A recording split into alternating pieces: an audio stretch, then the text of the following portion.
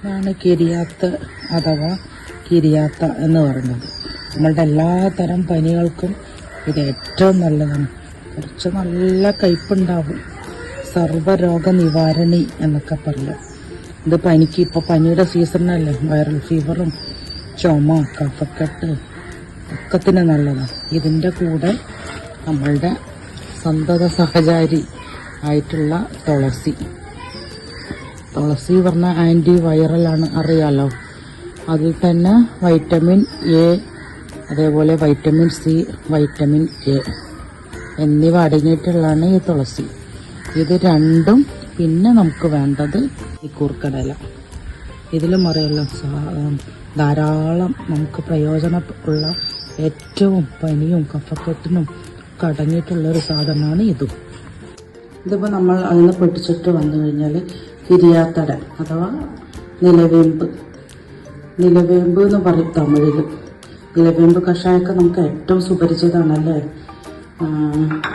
നിലവേമ്പിൻ്റെ അഥവാ കിരിയാത്തട പൗഡർ, അതേപോലെ തുളസിയുടെ ഇല, അതേപോലെ കുരുമുളക് ചതയ്ക്കണം.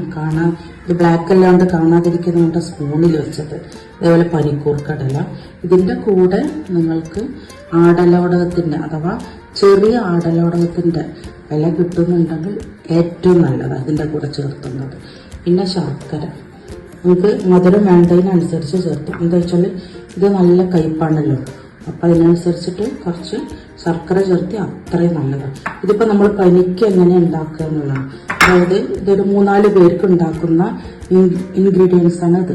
ഒരു 4 ഗ്ലാസ് വെള്ളം കുടിക്കുന്ന തരത്തിലാണ് ഇത് ഉണ്ടാക്കുന്നത്. നമുക്ക് എങ്ങനെ ഉണ്ടാക്കുന്നത് നോക്കാം.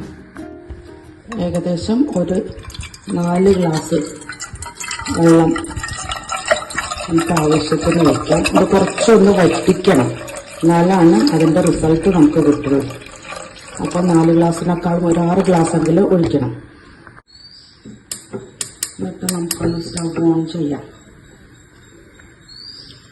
എന്നിട്ട് ഈ പറഞ്ഞ സാധനങ്ങളൊക്കെ നമുക്ക് ആദ്യം ഇത് ഫുള്ള് പറഞ്ഞു കഴിഞ്ഞാൽ ഇത്രയും നിങ്ങൾക്ക് വേണ്ട ആവശ്യത്തിന് 1 ഗ്ലാസ് ആണെച്ചാൽ ഒരു 4-5 ലീഫ് മതിയാവും.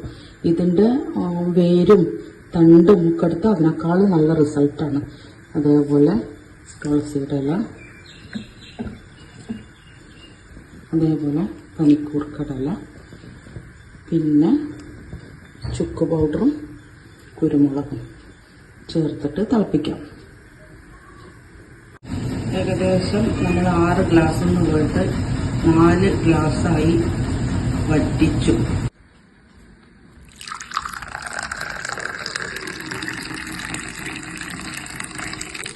കിരിയാത്ത കഷായം റെഡി. കാണാൻ ഭംഗിയുണ്ടാവും, കുടിക്കാൻ അത്ര ഭംഗിയൊന്നും ഉണ്ടാവില്ല. പനി കഫക്കെട്ട് ബോഡി പെയിൻ ഉള്ള ആർക്കും ഇത് ട്രൈ ചെയ്ത് നോക്കാം, അല്ലാത്തവർക്കും ട്രൈ ചെയ്ത് നോക്കാം. അങ്ങനെ പനിക്കനുസരിച്ചിട്ട് 3 ദിവസം 5 ദിവസം 7 ദിവസം അങ്ങനെ ഡെയിലി കുടിക്കാൻ പാടില്ല.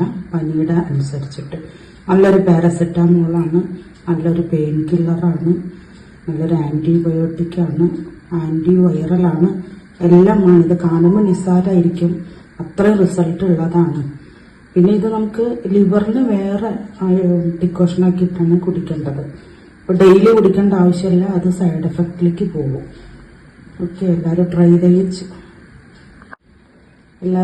ചെയ്ത് നോക്കിയിട്ട് കമൻറ്റിലൂടെ അറിയിക്കും എന്ന് വിചാരിക്കുന്നു. Okay, thank you.